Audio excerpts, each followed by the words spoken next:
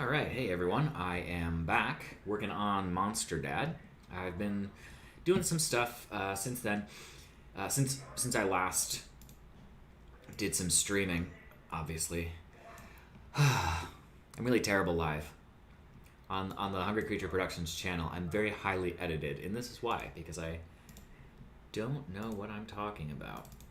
Okay, so in our edit, at the beginning of this short, we see our protagonist working on a shot for a movie she's working on her computer, and then we sort of zoom into a reference photo she's got taped to the side of her computer to show where a lot of her inspiration came from, which is the brunt of the story. This framing device reoccurs, of course, at the end.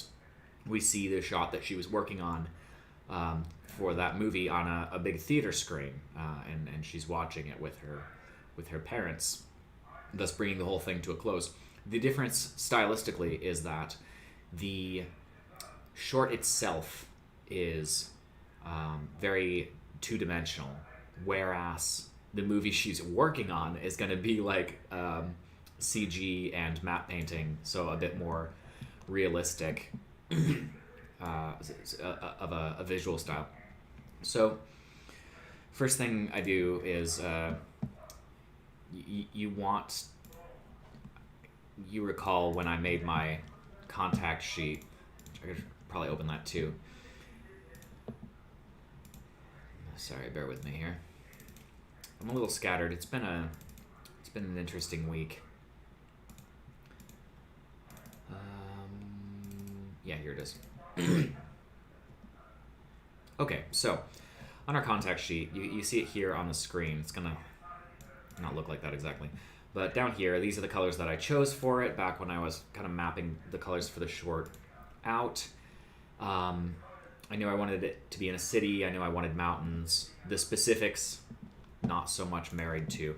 So first thing I wanted to do, since I knew that I was going for more of a hyper-real look with this portion, is I go to a website called Unsplash, which is a photo site where all of the images are available in high resolution, and they're free to download, they're free to use however you want. It's really great. So first I searched for some cities, I searched for some mountains. You just kind of scroll through till you find something that you want to use. And I mean, this one's like 3,000 by 2,000 plus, so not bad at all. Got a lot of reference photos. Here are some of them. This one I almost liked. This one I didn't think was gonna work, but it was something. This one's pretty cool. I'd probably use a crop in. I really like the harsh light on the buildings. I think that looks really nice. Here's a sky I wanted to use in the background. I love how it's just got like a natural frame to it, and I just love how there are all these different layers and there's so much drama in the sky. I love this photo. I think it's fantastic. I probably couldn't work with it though, just because the biggest headache with all this, once the resolution loads, anytime there's a hot light, you see this starburst happening, and that would just make matte painting an absolute chore on this photo. But man, do I love this picture. It's so pretty. Here's some mountains from Vancouver, where I am, that I wanted to use perhaps in the background. I liked this photo a lot, but I don't know. I wanted to be a little closer to the buildings, to have the buildings a bit closer. This was a contender, though. I almost went with this one. This is the one I ended up going with. This is the photo I ended up working off of. I really like how we are almost parallel to the city, and I could just see the monster coming up from like maybe between some of these buildings to like rear its head and like it doesn't have to do a whole lot really. It's just got to move slightly. So I'll be doing the monster in Maya, and the whole environment I'll be doing as a matte painting. First thing I had to do was go in and remove things like birds, stuff that should be moving but is static in the photo, as well as a little bit of degrain and cleanup. On top of that, I wanted to match it to the colors that, so a lot of green, a little red, So here's the photo after I tweaked it a little bit, um, messed with it. I thought the sky was kind of ugly and gross, and I had found a sky that I liked. I wanted to use this. So first thing I did was just kind of lop the buildings out, and just put them in front of the sky. Now this sky does not match these foreground buildings whatsoever. So, first I adjusted the color to match a little better, adjust the luminosity to match a little better, do some work with curves, get it sitting in there nicer, do some minor color tweaks, and then I also just warped that up a little bit because it looked like the perspective was off, even if it wasn't. It just looked that way. And then between the city and the sky, I dropped in that photo I found of the mountains. I flipped the photo from how I initially found it, and of course, color corrected. Just cut the mountain out laboriously. Played with the curves to get it to sit in there a little better. Modified some of the color, modified the luminosity, lightened it a little bit, did some edge wrap stuff, some treatments here and there, and just getting it sitting in with the sky better. Then with the city itself, what I'm starting to do now is break the city up into perspective chunks. Right now I'm working at double resolution of 1920 by 1080, so that I can even move the camera around within this a bit and maybe get like just a small amount of parallax to bring it out of its photographic nature and into feeling maybe closer to an actual closer to feeling like it's in 3D space. One thing that I've had to fight with this photo is that it's got a lot of chromatic aberration along the edges of the buildings. What chromatic aberration is, it's a lens thing, but it'll give you these strong, high saturated colors on either edge of a sharp difference between light and dark, typically. And it's stronger, you'll notice, on the sides of the frame than it is in the center, and that's just because of the way the lens curves, I think. I could be wrong. But what I've been doing with these buildings is splitting them out individually. Hey, Katie. So like here's a layer. I grabbed a couple of the buildings. What's up? You can talk. Oh, hold on a second. Did I have this muted the whole time? No? Yes, I had this muted.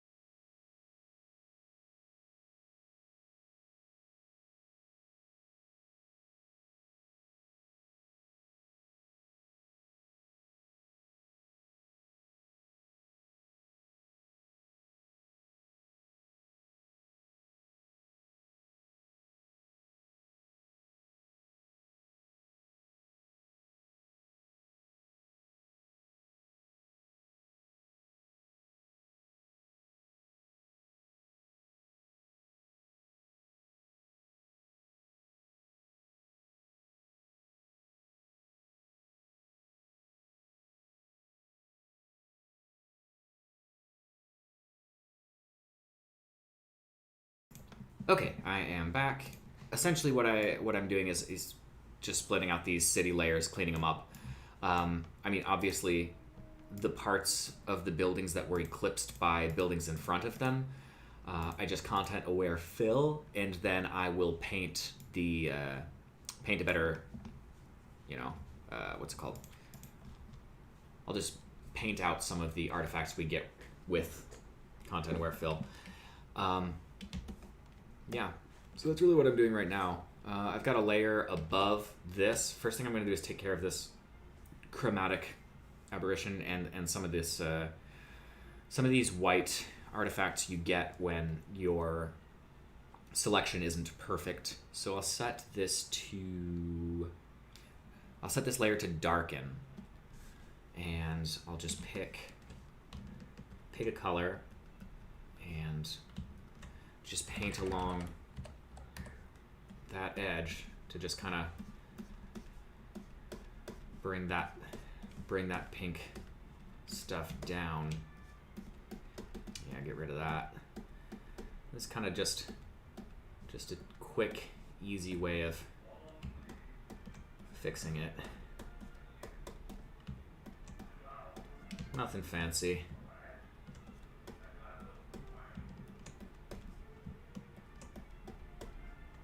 And of course, the layer I'm painting on is connected to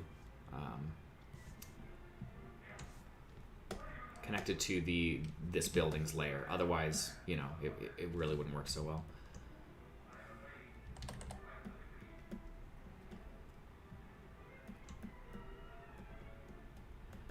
And then this I'll go over where it's not working so much and just paint a bit more traditionally. But for now, this quick go over should do it. Katie's watching White Zombie with Bela Lugosi in the other room. Just getting into that Halloween spirit. I don't even remember. How old is that movie? It's like from the 30s, maybe? Maybe 40s? Probably 30s. I think 30s. But I'm no expert.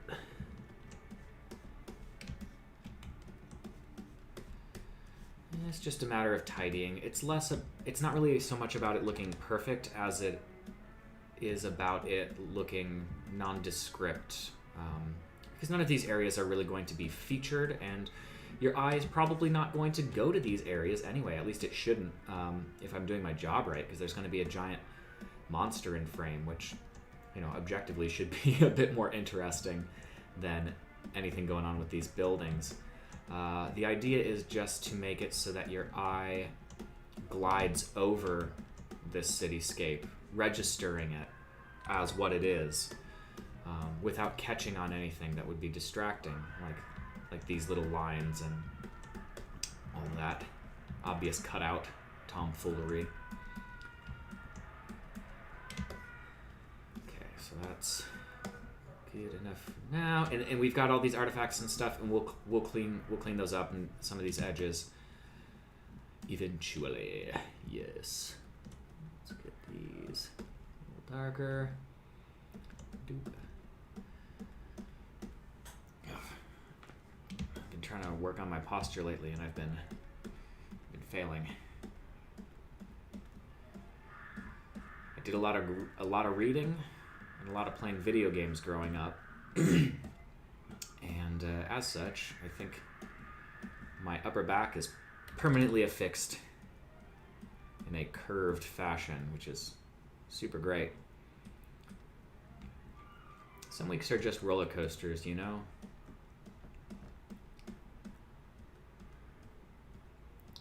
On the plus side, a screenplay I wrote was featured on a list, an industry list of some of the what they consider to be some of the best unrepresented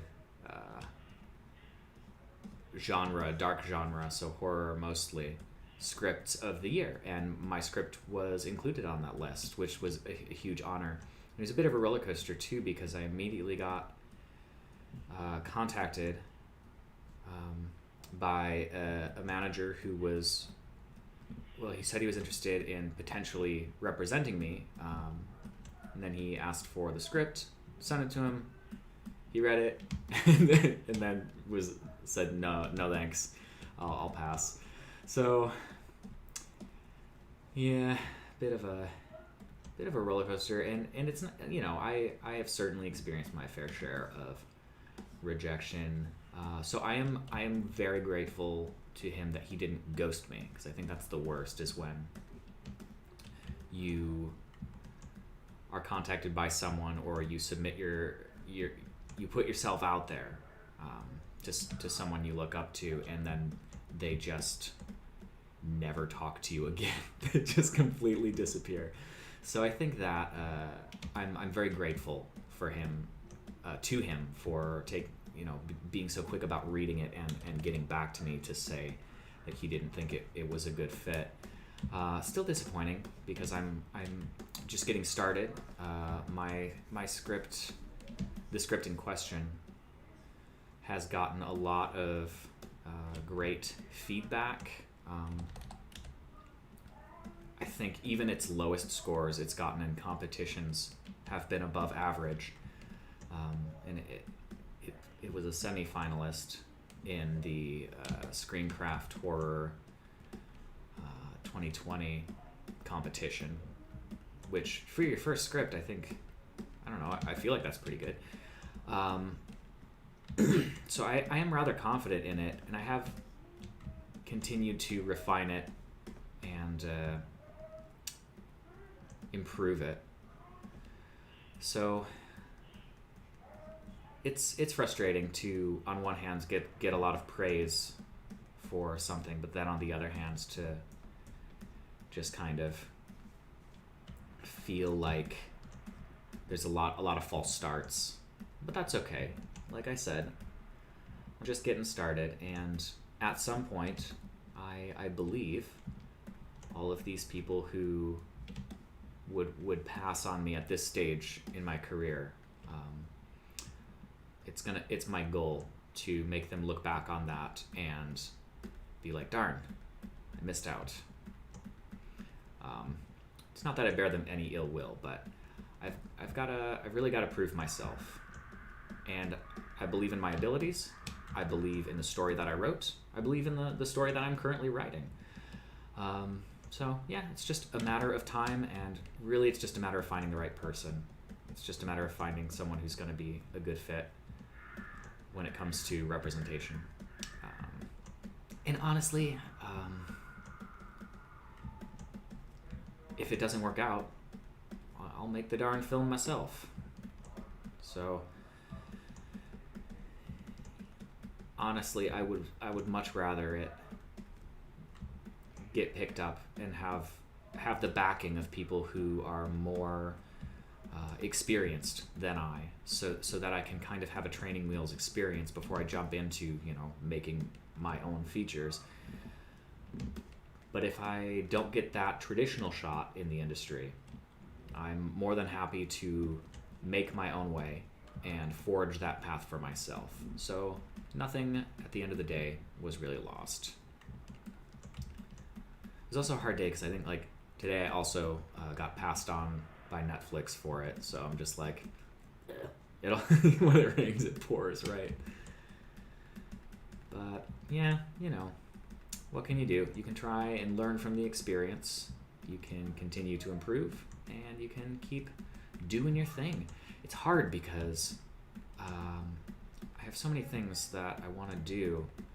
Writing is certainly a component of that, but ultimately I want to write and direct my own films, right? It's not one thing or the other. But I recognize you can't have it all at once. You've got to work for it, and that's what I'm doing. Part of the reason why I'm even making short films is in an attempt to get some kind of experience making stuff, because if I don't give myself that opportunity, I can't really count on other people to give that, to just hand that to me with no guarantees that I can do it other than my own word. And that's not really fair to expect people to just believe in you like that. Some days I don't even believe in myself, but I say that out of sheer honesty. And the reason I don't believe in myself on some days is not because I am not confident or not motivated or driven. It's because, like any human being, I have low points, I have doubts, and those are internal influences that must be combated. They are not to be heeded, and I think one of my greatest strengths as someone with a dream is sheer stubbornness. I don't give up. When I start a project, I finish it. If I'm making a short film, I finish the short film. I don't mess around. So right now, it's difficult because this sort of rejection makes me want to really write. Just sit down and write and write and write and write. But I have a schedule to keep. I have a calendar that, my time is highly segmented so that I can actually do what I talked about. I can actually finish things that I start. So my next work block to work on the screenplay I'm currently writing is going to be in, I think, a couple weeks. So I have a couple more weeks to work on Monster Dad for this current work segment, and I believe I pick it up again in maybe a month or two. So I want to see how far I can get before then. I think it's only fair to abide by my self-imposed time constraints. And the reason I do that, I mean, there are a couple reasons, but one of the reasons I do that is so that I don't get stagnant. If you just work on one thing constantly, for me anyway, I can start to get stale, and if I don't self-impose limits, like I only have this much time to work on Monster Dad, well, it's a motivator. So I can't just keep pushing it off. I have to say, well, if I don't work on it now, then when am I going to work on it? In a couple months? Sure. If that's when my next work block is, but I can't just keep kicking that can down the road. So I have that time constraint that I've given myself forces me to work on it. And it also forces me to look forward to the next thing. Like, I can't wait to work on my next screenplay. Get a second draft that's a bit more coherent of that fella. This is not Thin Blue Veins I'm talking about. This is my current one called Pick the Corpses Clean, which is about as charming and family friendly as it sounds.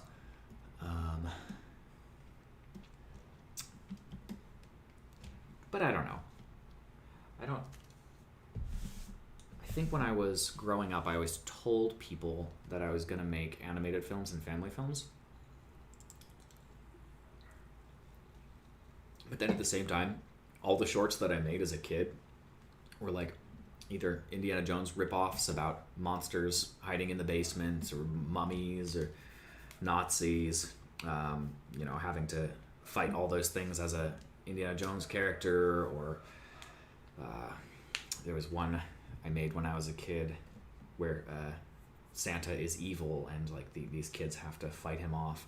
So I don't know that it should be much of a surprise to anyone who knows me super well that this is the genre that I've been attracted to the whole time.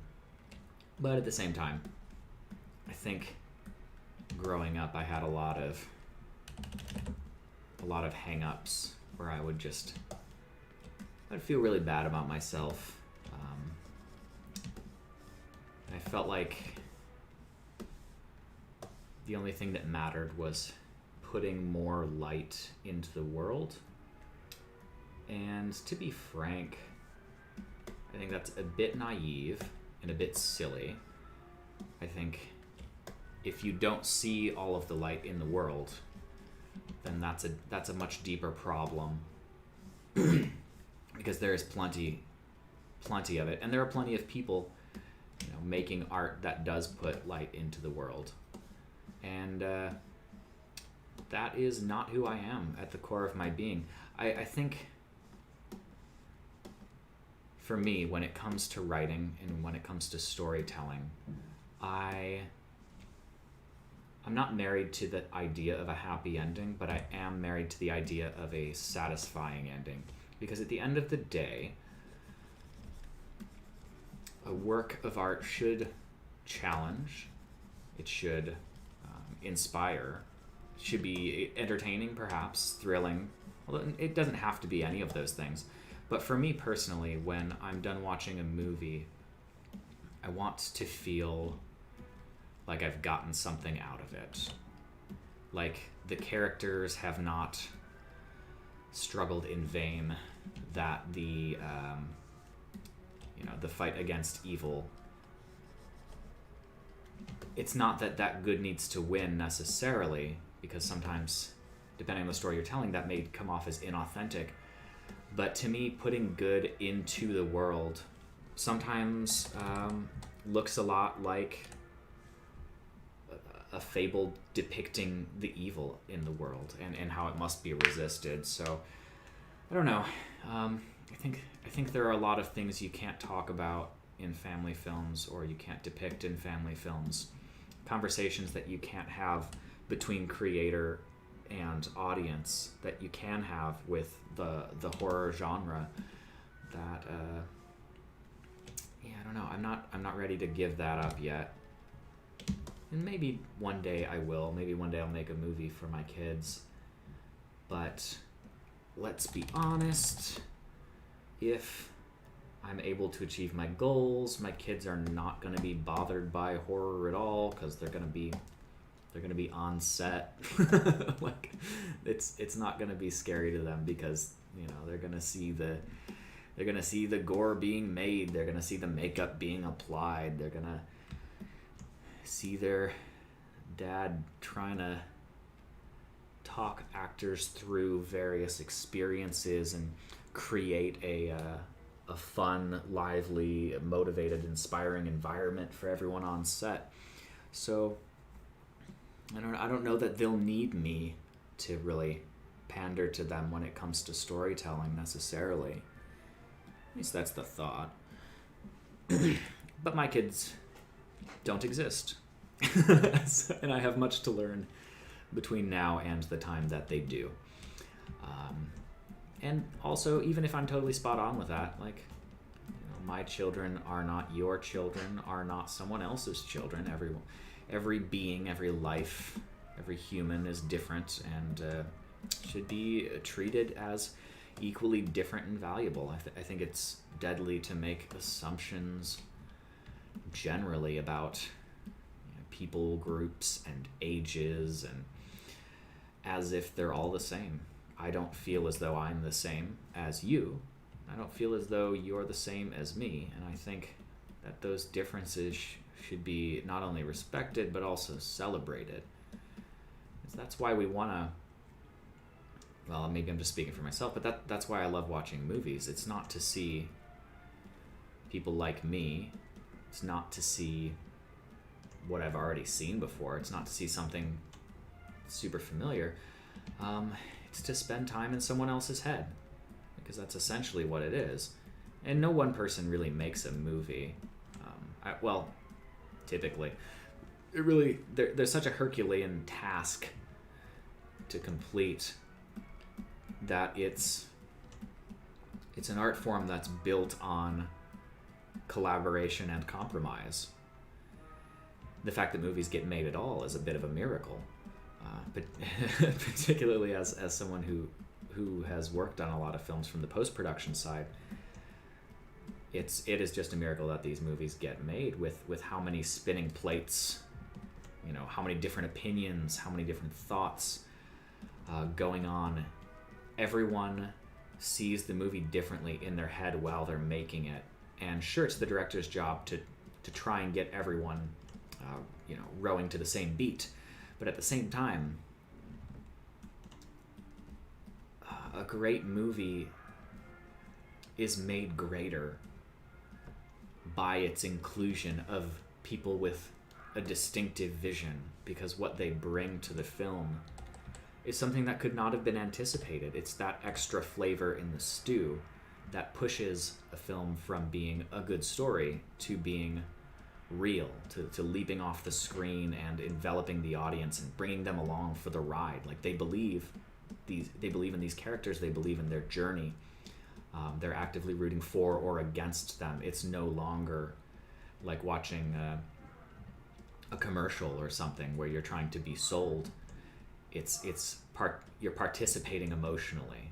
You're vicariously experiencing what they're experiencing, and I think that's the real beauty of storytelling, whether it's a novel or a film.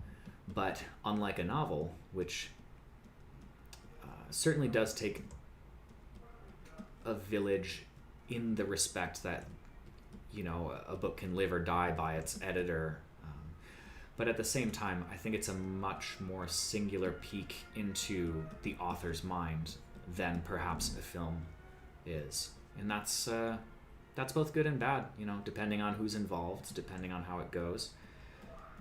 It's not a detriment. It's not inherently a detriment. It's not inherently a positive. But yeah, I don't remember what I was talking about. Probably nothing important. That's just me though. I like to talk about movies. I like to blab. At the end of the day, who just doesn't want to feel heard? Everyone wants to feel heard. Everyone wants to feel like what they're saying is at least somewhat interesting or important to someone on the planet. That's just human nature. And that is A-okay. For some people, the difficulty is finding that way to express themselves. And for other people, the difficulty isn't how to express themselves. It's more about finding people who care. Finding people who care to hear what you're saying. And sometimes, you know, sometimes you're born with it. Sometimes that's your family. Other times, it takes real effort to find your tribe. And sometimes it's just a mixture of both. But the fact of the matter is, all humans are storytellers to some degree. We all want to be heard. We all want to be listened to. I think that's why a lot of people find it very easy to criticize films or entertainment in general, because we all inherently have this urge to tell stories. I mean, the next time you talk to anyone about yourself or something you've experienced or relay information that is not essential strictly, you are a storyteller. The way you deliver that is part of your style. It's part of your power as a storyteller, and some people are certainly better at it than others, but I think all humans have that base within them. I mean, can you imagine early humanity just sitting around fires and saying nothing? I doubt it. I think humans have been telling stories for as long as humans had words to tell stories with.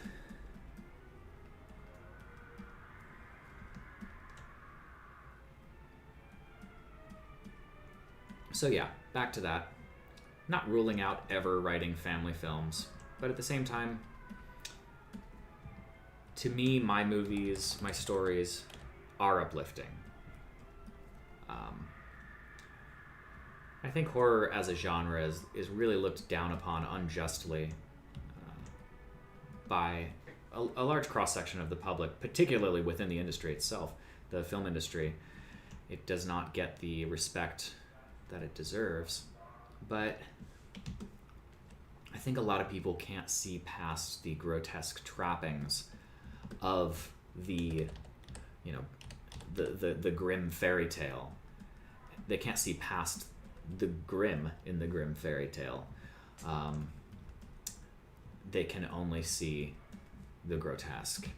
And it kind of makes me feel like people who strongly resent horror as a genre may have more hang-ups than people who love horror. And of course that's not based on anything but, my own off-the-cuff opinion in this moment when I'm just kind of gabbing and slapping digital paint around to make this look a little less of a mess. But yeah.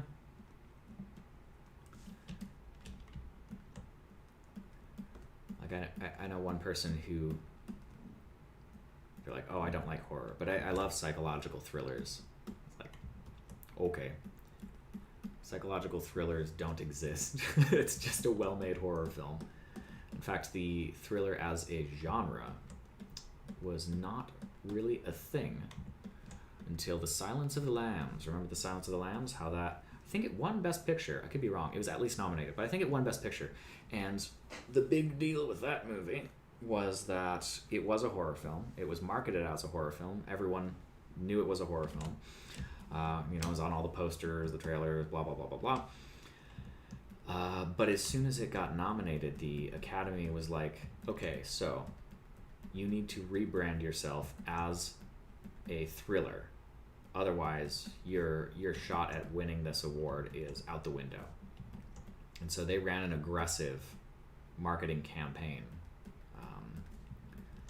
for Silence of the Lambs after that point, rebranding it as a thriller. And since then, it's pretty obvious the only difference between a horror film and a thriller, finger quotes, is are they gunning for awards? That's really it. If they're gunning for awards, then they've got to market themselves as a thriller because the Academy doesn't nominate horror films. And I think that's where a lot of this built-in public perception of horror as a genre comes from. It's less about that they really respect the Academy. I don't think that's it. I think it's just systemically ingrained in people to assume that it's not viable. It's it's just the gladiator pit. You're just paying to watch bloodletting, which, to be fair, that's absolutely some movies. That's a fair representation of some films. But I mean, to depict even the majority of the genre as just pure gladiatorial escapism is to really show a lack of understanding as to what kinds of films even exist within the genre. I would say that does not even account for the majority of it. Most movies, regardless of their genre, are about something greater than what the characters are actually experiencing. Right? That's why we tell stories.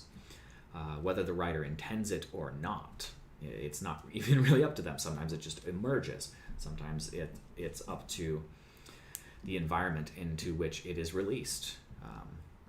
A film about a pandemic post-COVID is going to be received much differently than a film about a pandemic pre-COVID, even if that film was, for the sake of argument, even if that film was created and then sat on a shelf before coronavirus. That same movie were to be released, it would be seen differently. The context would change. The meaning of the film would change.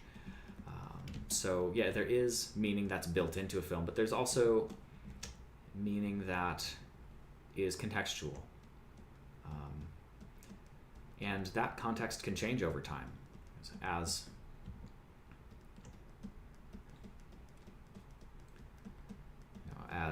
current events change, as situations change.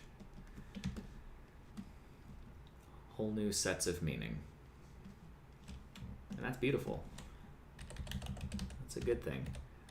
That's why stories are relevant, because they're both targeted and open. You have your context, you have your subtext, you've got your theme, and then, of course, the lens through which the audience views it, which may or may not fluctuate wildly depending on circumstance.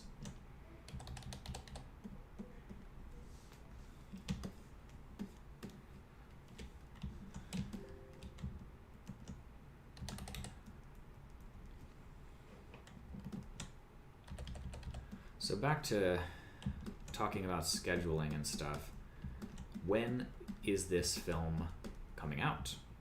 The one I'm working on right now in front of you. I don't know. And that's the first time I've actually been able to say that. Normally when I'm working on something, I'll have a firm deadline in mind. I don't have one with this piece. The reason is kind of simple. I think while I am very motivated to work on things, sometimes I'm too motivated, and I'm more motivated to just get it done and finish it than I am to, make it good. So, for example, I think with Nature Hates You, there's the core of a good, cute little short there, but I ran into a technical roadblock with my CG characters, and I kind of gave up and just kind of limped along, trying to make it something it wasn't initially envisioned to be. And I do think that was to the detriment of the final product, the final story in the end. And while I don't think it turned out terribly, all said and done, I do think it could have been better. And I think the reason I did that was because I had placed these arbitrary deadlines upon it. No one's waiting for this. Not even a lot of people even watch this stuff when I'm finished with it. So my initial instinct from that was, okay, well, what I've got to do then is get more people involved. Like, I can't just be making these shorts all by myself, because they won't be all they can be. I'm not good at everything. I'm really not, as I'm sure you're well aware. And it's trying to do all this myself is doing a disservice to my ulterior motive, which is to tell my stories as best as I can. And that would take collaboration. That would take other people with more skill sets. So I got briefly ambitious, where I was like, you know what? I'm going to make this ambitious epic for a short film that I've had percolating for years, called Petal. I'm gonna just kind of put it all out there and let the public decide whether they want to help me out or not, and maybe I'll meet some wonderful artists and we'll work together and we'll make this happen. And didn't really happen that way, and I just kind of got really disillusioned. The project was too big for me to do alone. And on top of that, I had a good idea for how to turn it into something that I could pitch as a potential feature. So I dropped it. So what then? What do you do then? Well, you can't rely on other people for help, exclusively, particularly at this stage in my career when I don't have any money. I'm not making anything from this, so I can't really pay people. And it seems like perhaps that's the only really good way to motivate collaborators. So what do? What can you do? Well, all I could think of was I've got to cut something, and what I'm going to cut is the due date. So it'll come out when I think it's good enough. If I think it's not good enough, then it shouldn't come out, and I should just keep working on it. And I'm not that much of a perfectionist. I'm not going to hold on to it for eternity and just keep working it. If I think it's about as good as it's going to get, then I'll release it. But at the same time, I need to give it the time it deserves to reach some kind of level of quality that I'm proud to show off. And it's not that I was ashamed of Nature Hates You, but I don't know that it did me any favors necessarily.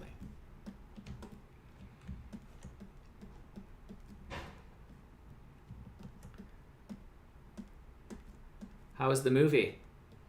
Good. What happened? I fell asleep at one point though. Sounds good. I know that she's okay at the end. Well, good. She got unzombified. Yeah. Well, that's nice. Yeah. Did Bela Lugosi end up dying? I don't know.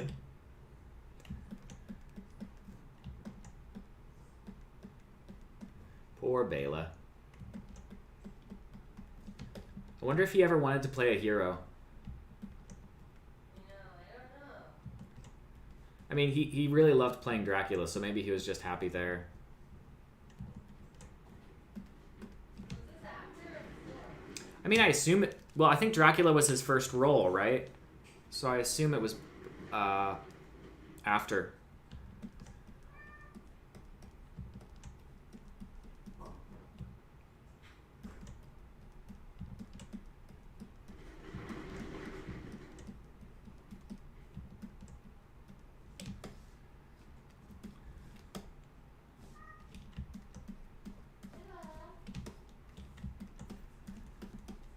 He doesn't know what he wants to do. He came in to cuddle under the blanket and say hi to me, and then he stopped cuddling, Hey, and Bub. then he ran on the wheel, and now he's just yelling. You just yelling, Bubba? He's just yelling. He likes to yell. Who doesn't love a yelling cat?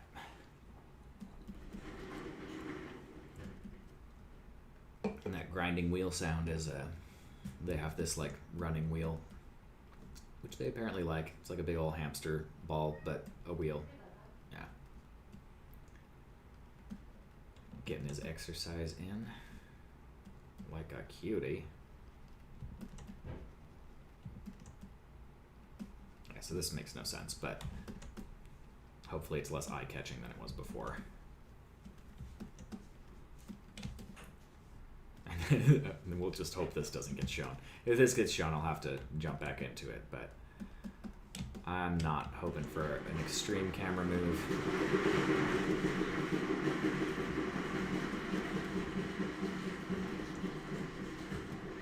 Oh. What? Why are you in here? I don't know. Yeah, he got very excited and he left the wheel.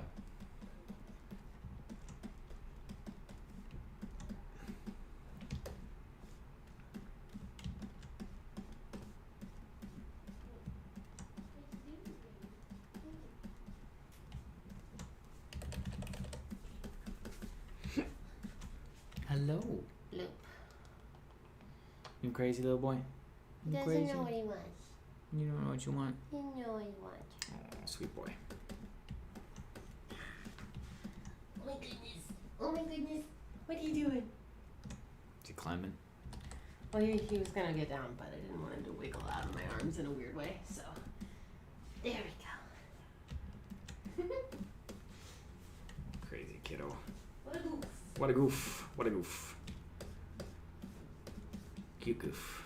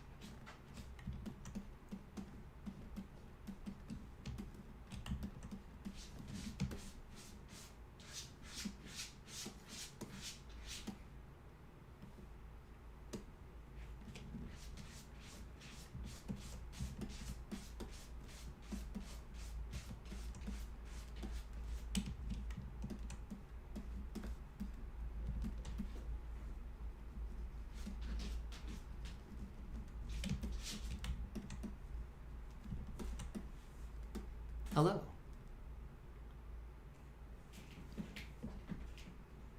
Okay.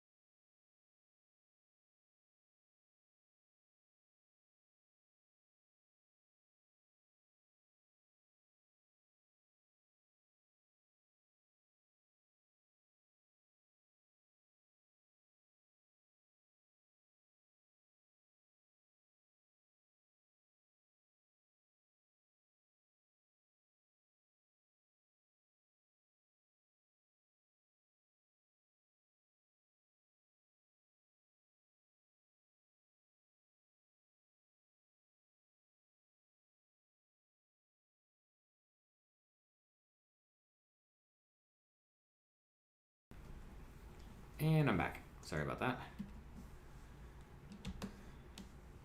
To all, none of you watching.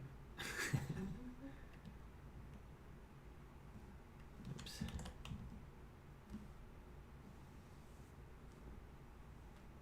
There we go.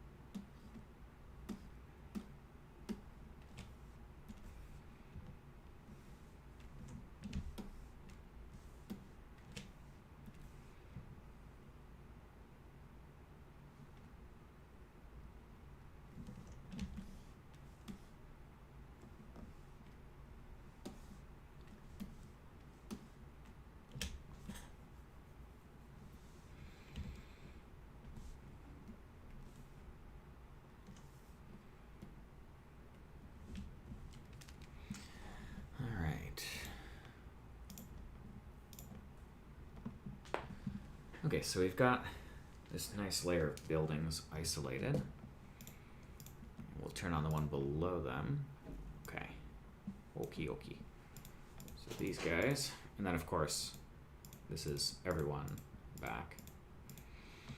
But now I want to get a little bit of light bleed in there, a little bit of light wrap. And maybe just lift the blacks a little bit so that we push it a little further out, but nothing too crazy. The black point, so the darkest pixels in this layer is what I refer to. So throw down a curves adjustment layer and just lift the darks just a tiny bit. Beautiful. Would you look at that? Would you have a gander? Okay, so the next thing I want to do is get like a little light wrap, because the sky is so nice and bright behind it, and I just kind of want it to sit in a little better to its environment. So I'll take everything below that city layer, copy it, merge it down to a single layer, get the alpha of these buildings, and I will cut them like a hole into that merged layer. Okay. Now what I'll do, make a copy for safety, is I will blur this image, that is all the background layers, with these cut out. So what that'll give us is essentially, no, pay no attention to the blurry part, just look at the building itself. So how far do we want it to wrap around? Well, for this one, pretty far.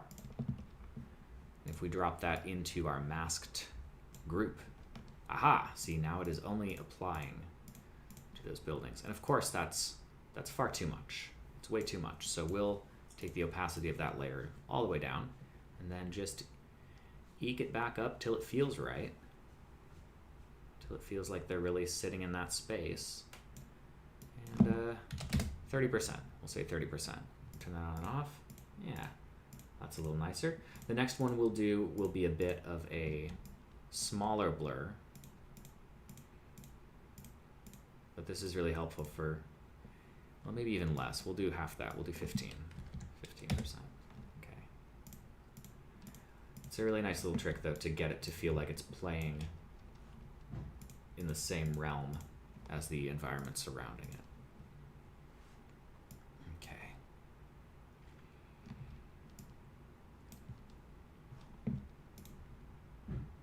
Then we'll blur our copy, but a smaller blur, much smaller. So we just get that tiny little thing there. Okay. And of course, that's far too much. We'll take that all the way off and then eke it back on. Is that looking good for everyone? How are we feeling about that? Might be a bit much. It's at 48%. What if we did 25? Okay. Yeah. All right. And so then we have another layer of the city. Hooray. So we'll go back to our main city layer. Got all of these buildings. I'm going to select it and then subtract the layer we just worked on, as well as the previous layer. Okay, so that should give us more of an idea as to what in the foreground we'll need. Actually, I don't know if this is helpful. Okay, here's what I'm going to do. I'll select the buildings I've completed. Yes. Okay, and then I'll just make a solid color. Just make that red. Take that down.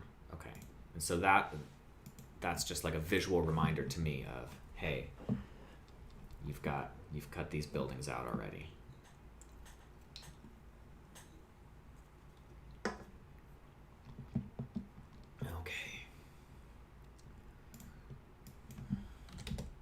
That's the wrong button. There we are.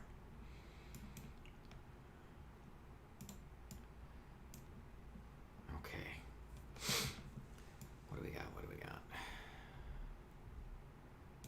So the next one would probably be, here, we'll just make this completely different color.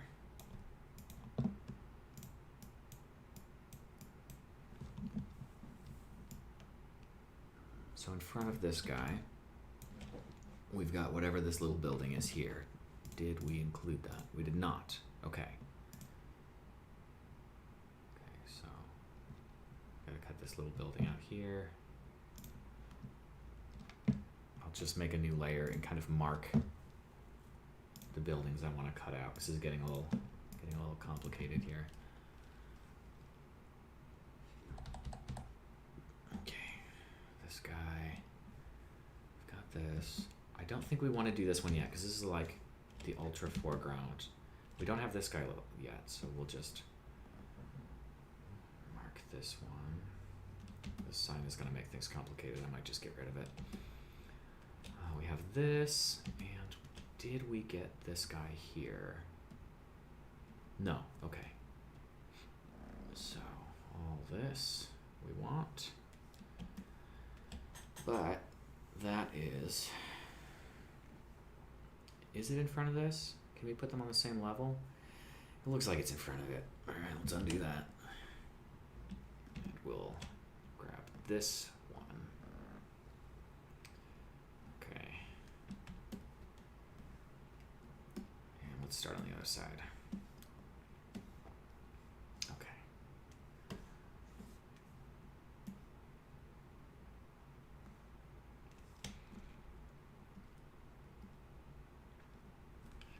I think this would be next, this long one back here.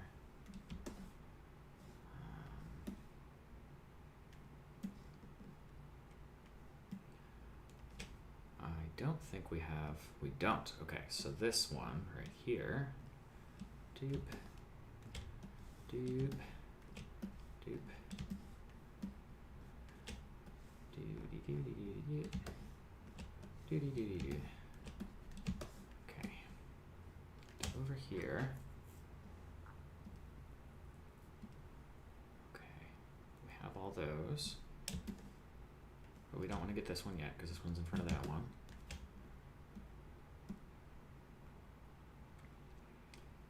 And I think this is a separate building, so we'll grab this.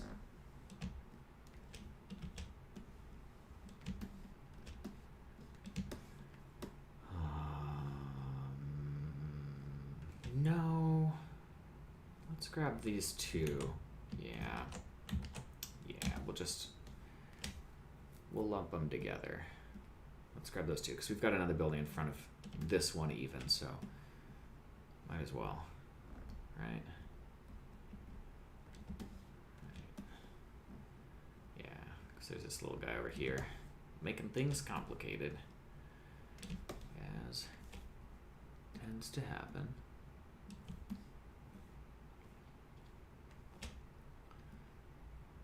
And we do have that one. Okay, so if we're not getting this guy, then let's get this little, we'll say this is a separate building here. Okay, and I think that's our next layer. And then I think, are we good? No, I think we've got 2 more layers. Maybe 2, I hope to get away with 2 more layers.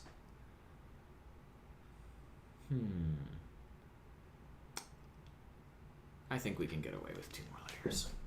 I don't need to split it up too much, really. I might be overdoing this. Wouldn't be the first time that happened. Okay. So now we select all the buildings. And we'll go ahead and just subtract that. So we still get these little selections, but we'll have to manually get the rest there.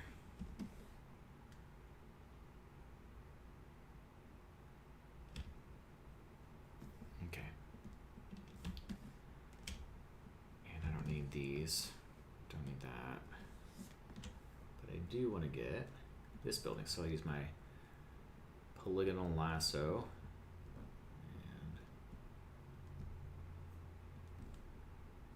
Grab this little fella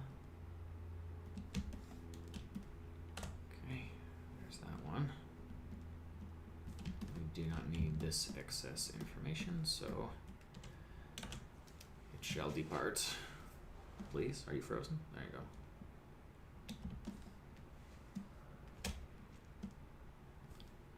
Alright. We'll add on to this. Not perfect, but who is?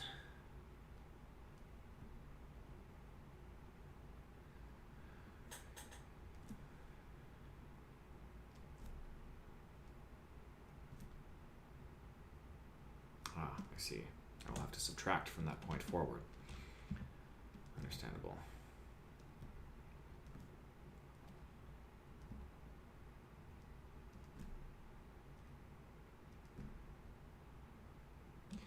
And this sign, this darn sign, we're just going to pretend like this sign doesn't exist, and we will remove it completely later. So, yeah.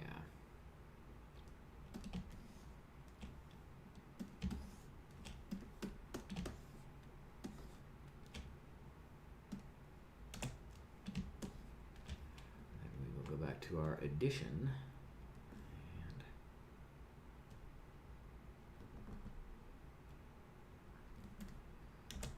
okay,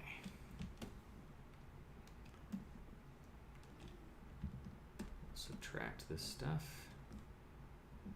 as it is unnecessary.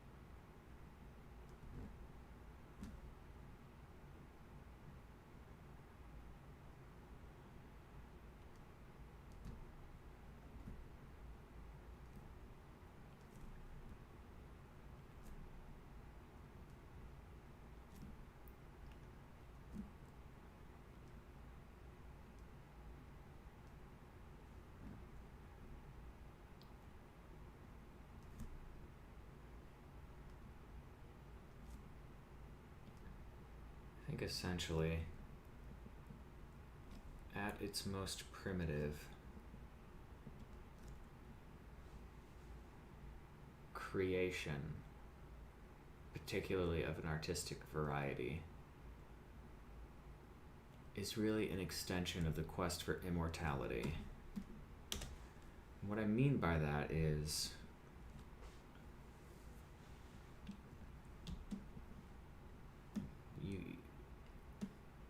people want to leave something behind that'll last longer than them when they've gone.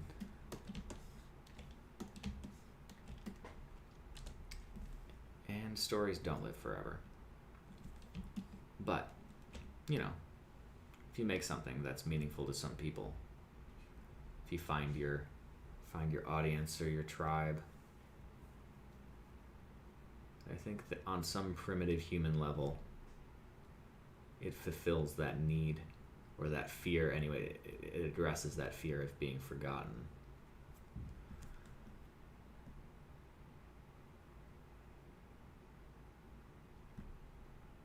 But I don't think people who create, whether they're a painter or filmmaker or novelist, what have you, I don't think they think of it that way. I don't think most people think of it that way, I should say. I think it's an impulse. I think it's a very natural extension of survival, almost. Because if you ask an artist why they're an artist, I think most people who've really dedicated themselves to it, it's a bit off-putting, because that's kind of like, asking a person why they have two eyes, or why they have a nose, or why is your skin color that way. It's like, well, this is the way that I am.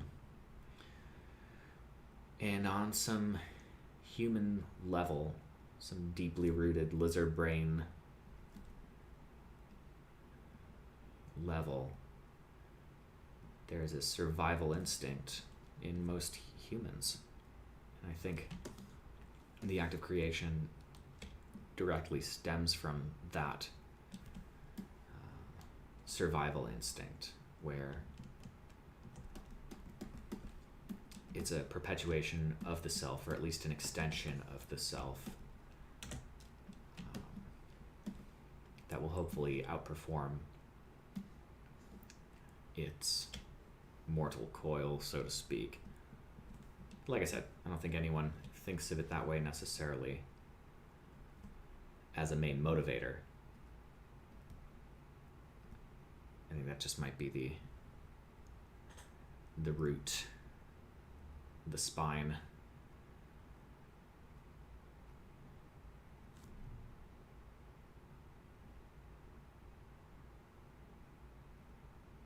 And who knows? I mean, that's certainly not why I create, or why I think I create, but because the thought occurred to me. It probably is on some level. And it might just be me. But I don't think it is.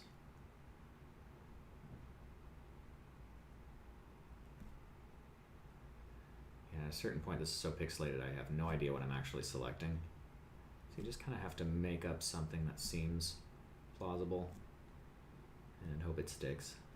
Hope it looks decent enough once you've selected it. Like, yeah, it could be a building. It's vaguely building-ish. And this, I'm going to go back in with the more betterer lasso and get the fine details in there.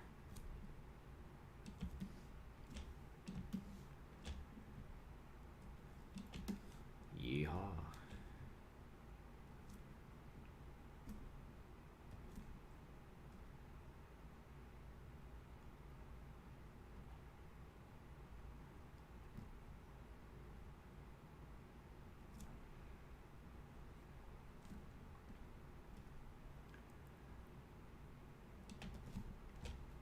I think life has a way of getting your hopes up.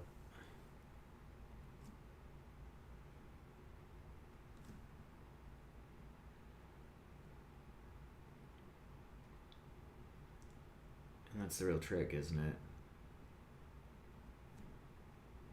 Not becoming jaded or giving up on yourself because opportunities that present themselves often vaporize, which is natural. But you've got to find a way, I think, to allow yourself to be hopeful and optimistic without buying so much into every glimmer that you are devastated if and when it doesn't crystallize. If that's not your star waiting to take you away.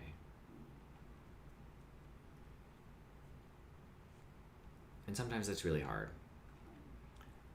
Sometimes it's really easy. I think I'm in the middle right now. And I think it's because I've had a lot of glimmers lately. And I think overall, that's a positive thing. That's a really positive thing because, you know, the higher the frequency of the glimmer, the higher the likelihood you are close to outer space. Which is, you know, it's where I want to be in our metaphor and in reality too. I mean, that's neither here nor there. But it is difficult, I think, to not get swept up in your own enthusiasm and then you fly too close to the sun. Once the glimmer disappears, once the possibility disappears, you come crashing back down. I remember years ago, I was a very serious contender for a position at Disney Animation. And I was just so excited. I was like, this is it. This is my time. Multiple interviews. Everyone seemed really positive. I felt like I'd really proved myself to them in some way. Then it all came crashing down. Gone. Didn't get it. And that that just really devastated me back then. So I tried to shove it.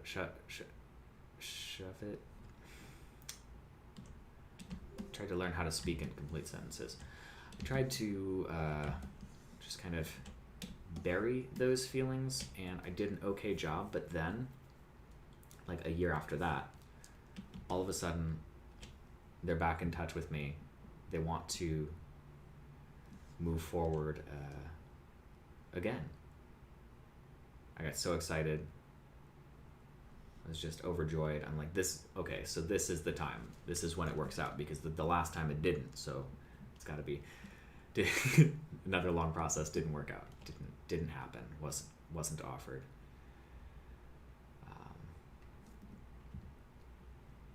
And then I really was pretty devastated for a while. And it's not even that I was so hell-bent on working for them specifically. I think that once the opportunity started to seem real in my head, my imagination for what my future life would look like, it started to focus on hypotheticals and details. It's kind of the thing that happens when you start talking about winning the lottery, right? Like, oh, what would you do with the money? And then you start planning, you start dreaming, and then what happens? Well, you're more likely to buy a lottery ticket and waste your money, and then get disappointed, and then it's a cycle. So I think there's a healthy balance to be found when it comes to opportunity. And I really feel like I've improved in that regard, but the fact that I'm having this conversation shows that I haven't, because it's bothered me enough to talk about. Maybe not.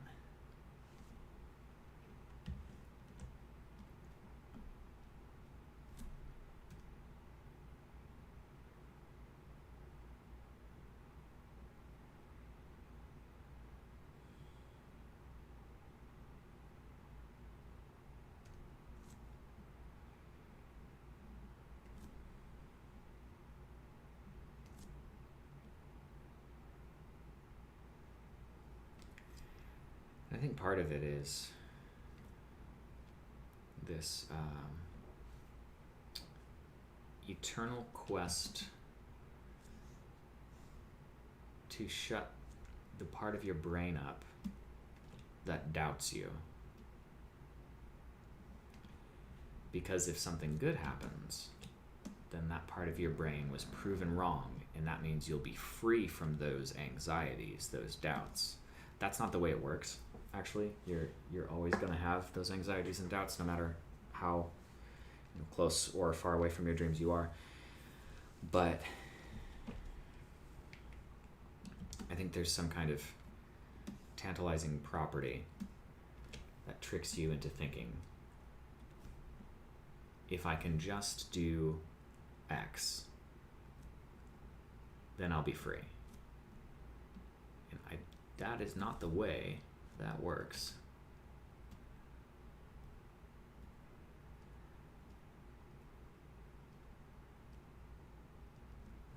It's not the way that works.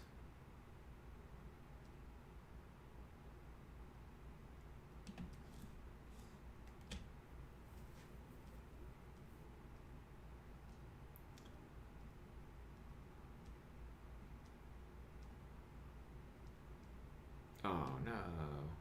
Curse you, selection tool.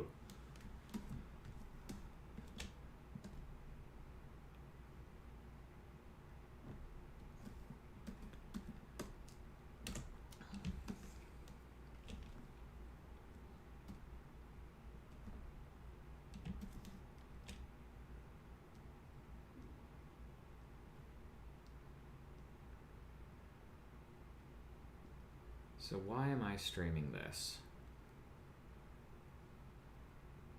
No one's really watching, and I don't expect them to. So what's my end game here?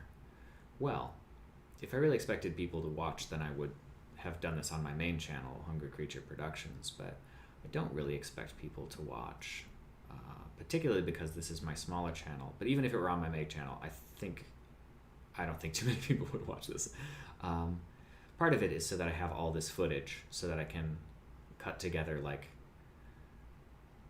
a really nice making of for this project. Another part is just man, it's on the tip of my tongue.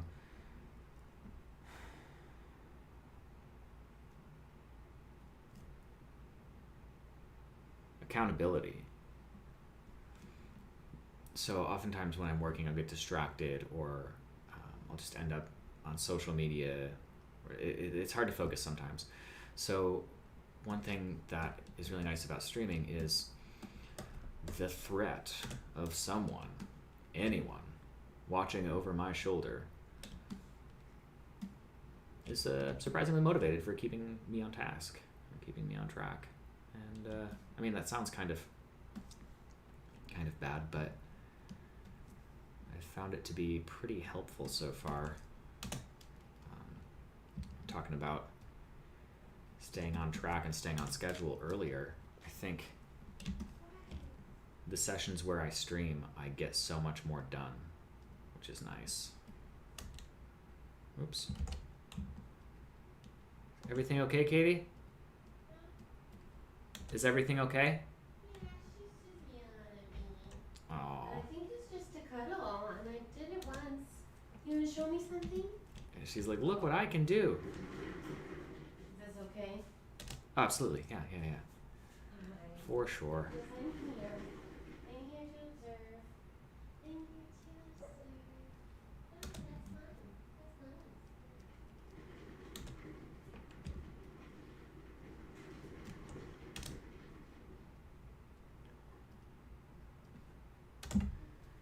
Okay. So that's that. That's that one. Okay. And we've got a little sliver back here to get to. Okie dokie dokie.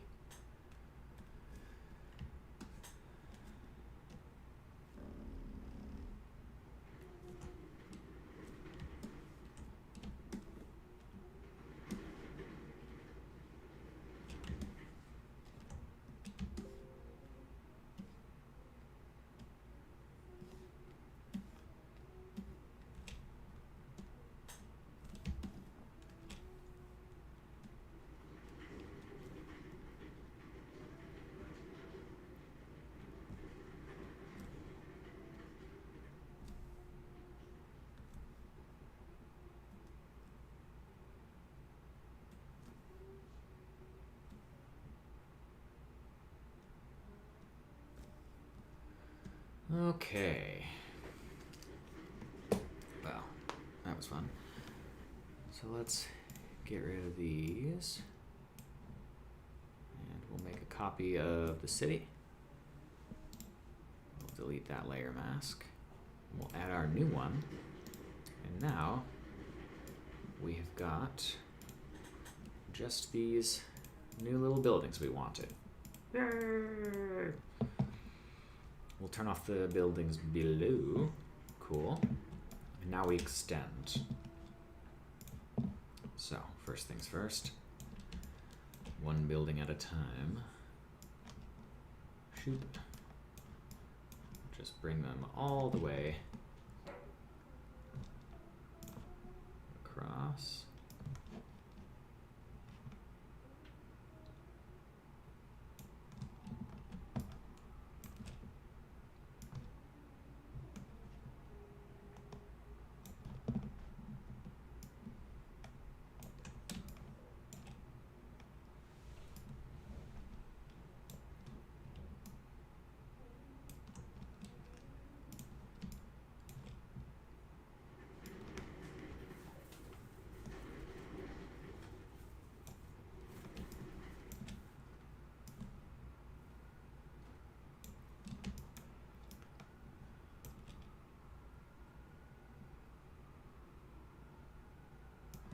A lot of sirens outside.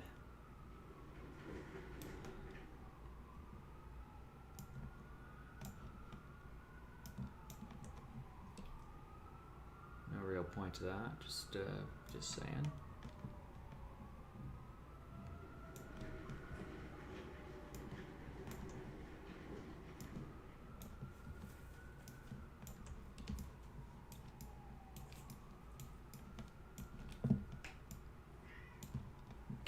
Hey, Winston.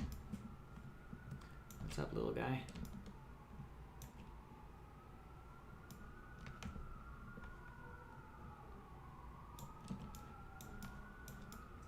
Yeah, there's nothing quick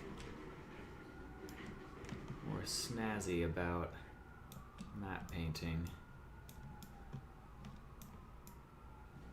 Not really.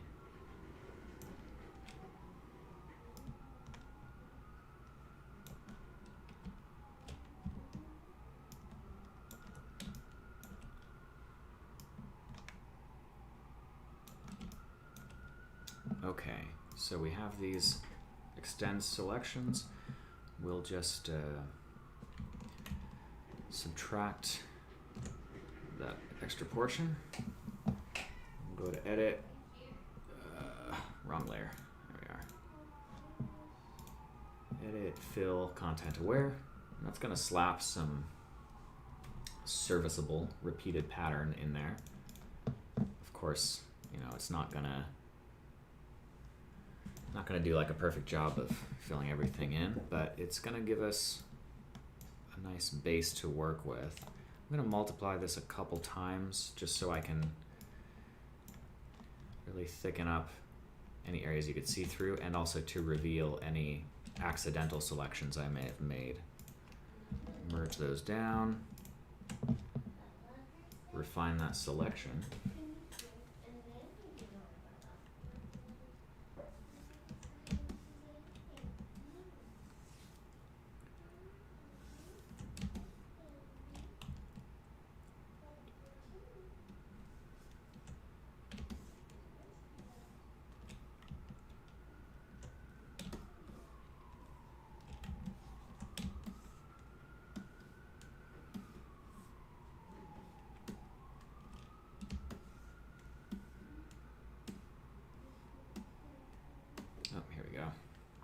Oh my goodness, how did I miss all that?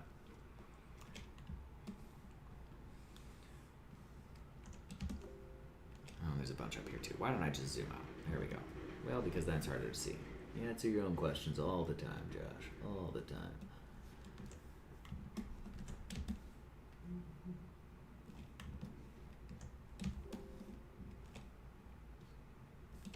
Okay, I think we're good. All right, boop. And now all that stuff is gone.